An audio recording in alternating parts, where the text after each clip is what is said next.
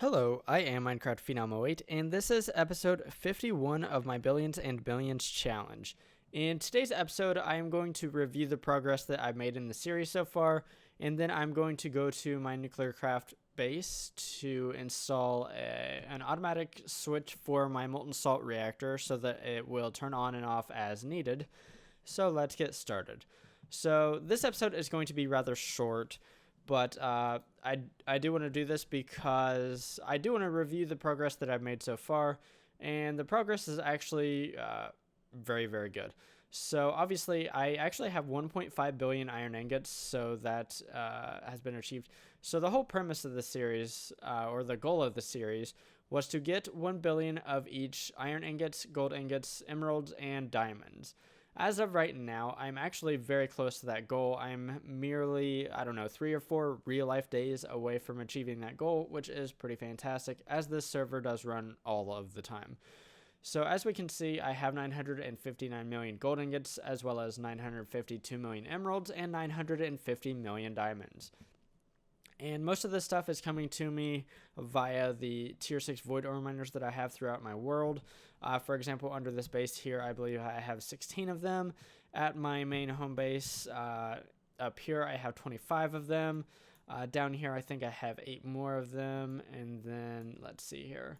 Over here, this is my NuclearCraft base. So this is where I'll be going later. I actually have 49 of them.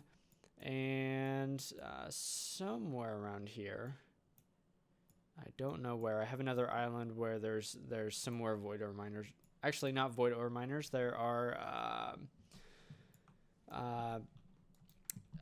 actually additions, Atomic Reconstructors, continually making resources out of stone.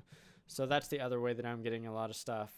But most of it is coming from tier 6 void ore miners that are powered through the various contraptions I've made through this series. So what I want to do today for my small little project is I want to go to my NuclearCraft base and work on the fusion reactor the Molten Salt fusion reactor that I installed a while back, because right now it's not running, and it hasn't been running for any significant amount of time. And that is because I cannot just simply turn it on and forget about it, because eventually the net heat gen becomes positive and then it would melt down, and that would be bad. But I think I will have a way around this, because what I can do is I should be able to install some reactor redstone ports here, and I should be able to toggle it on and off automatically. So let's go ahead and hack open this reactor real quick. So what I want to do is I want to install 2 of the redstone ports here. And what these should be able to do is they can A, accept a redstone signal to turn on the reactor, and B, you can use a comparator on them to actually get a signal out of the reactor corresponding to, I believe, the heat level that it is producing, but I'm not 100% sure on that.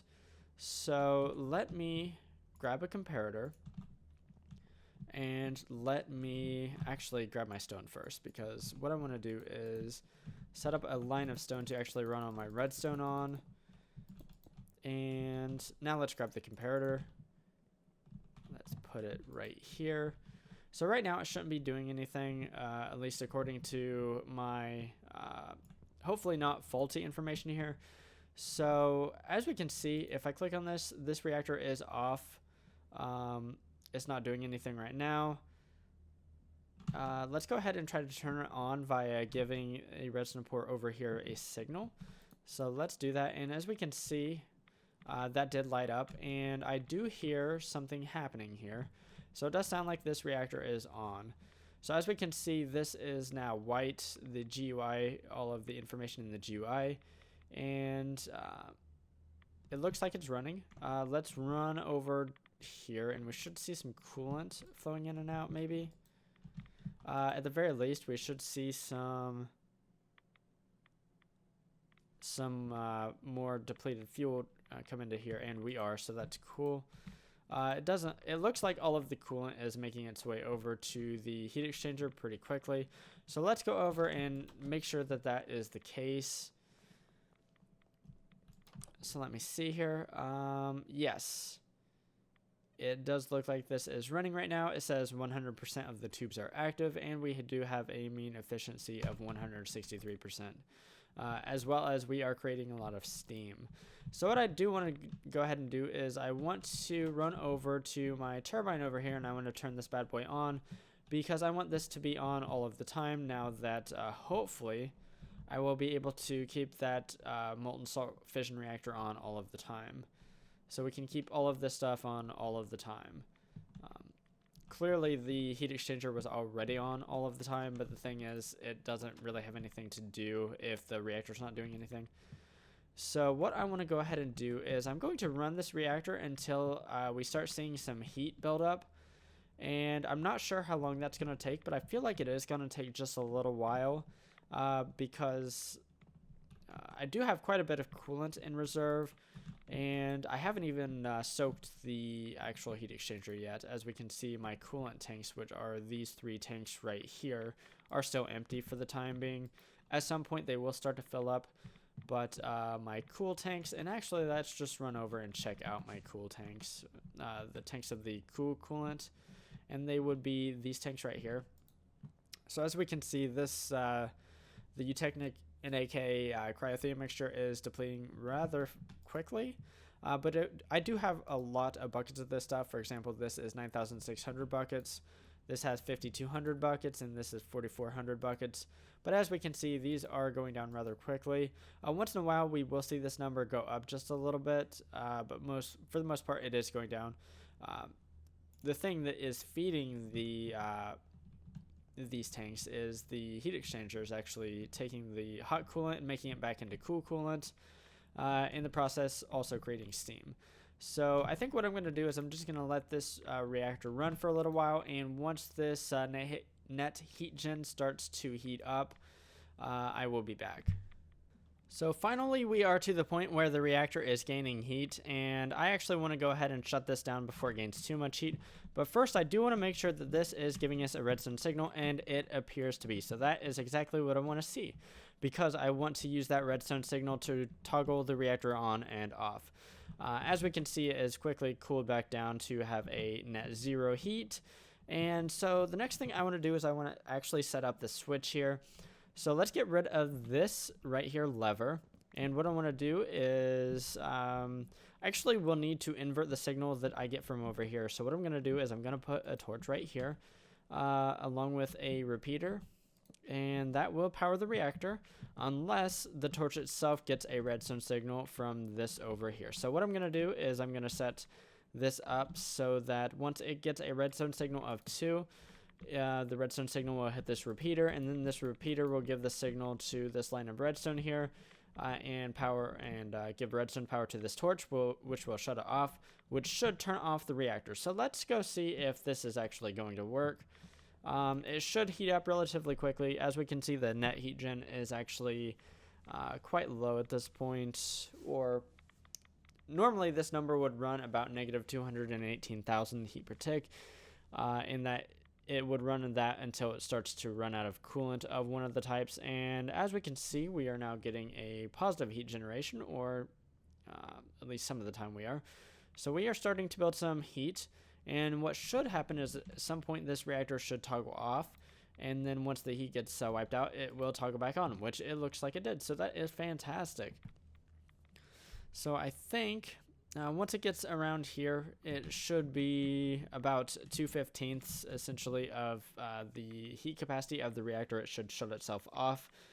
And yeah, that basically should make sure that this reactor does not overheat, and that I should be able to keep it on full time.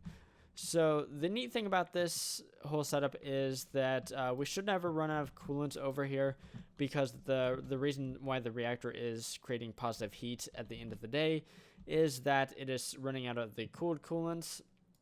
But we have lots of hot coolants over here, and these hot coolants are actually the coolants that create the steam in the heat exchanger over there, and that's basically what we need to run full time. We need the heat exchanger to run full time, and we need the turbine to run full time, and that should be able to happen now that this reactor can toggle itself on and off.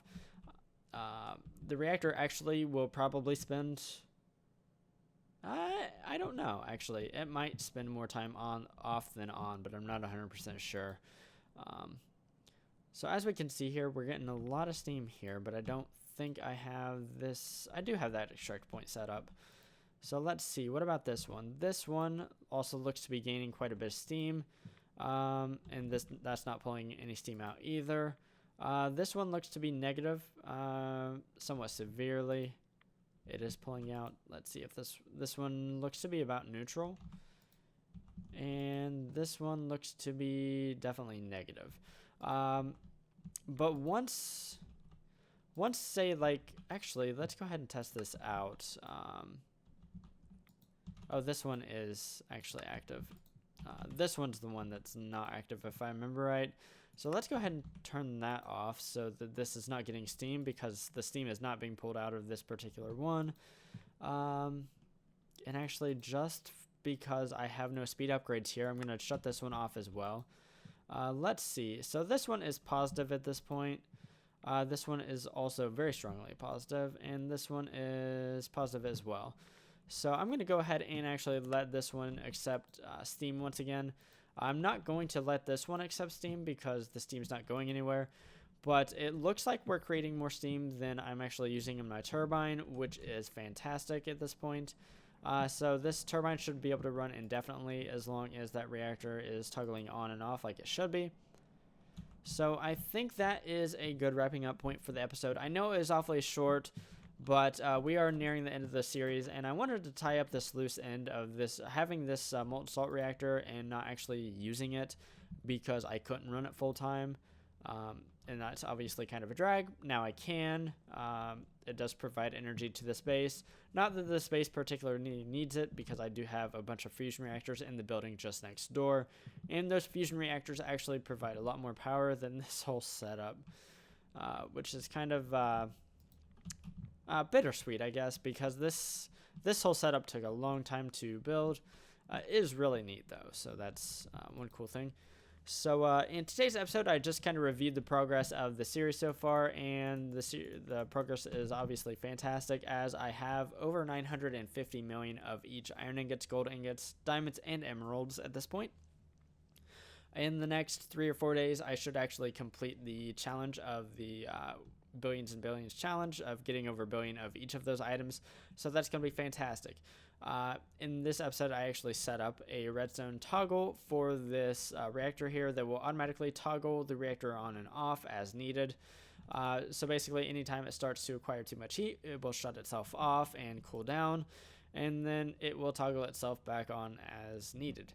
And that should allow the heat exchanger and the turbine attached to it to run full time, which is fantastic. If you enjoyed today's episode, feel free to drop a like down below, and if you like watching automation type stuff in modded Minecraft, definitely consider subscribing to my channel, because that's what I do. Anyways, signing off, I am Minecraft Phenom 08, and I will see you next time.